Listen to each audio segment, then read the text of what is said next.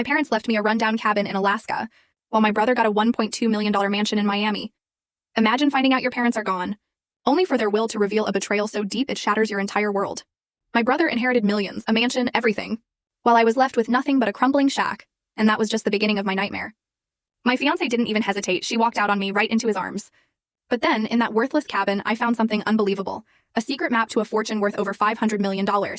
I kept it hidden, remembering my father's words.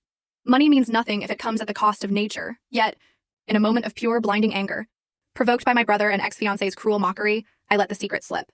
Just one sentence, and everything shattered.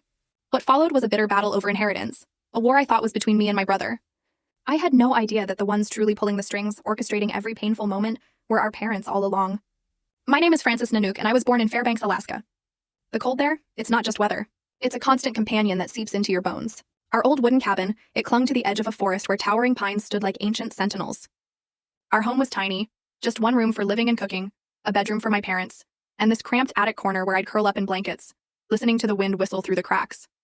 In winter, the snow would pile high on the roof, and I'd often wake up with my fingers numb, even buried deep in layers of worn-out blankets. My father, Elias Nanook, he was a native Alaskan Inuit, tall, sturdy, with eyes as sharp as a blade and black hair tied neatly back. He was a hunter, guiding expeditions. Then later, he worked at a sawmill.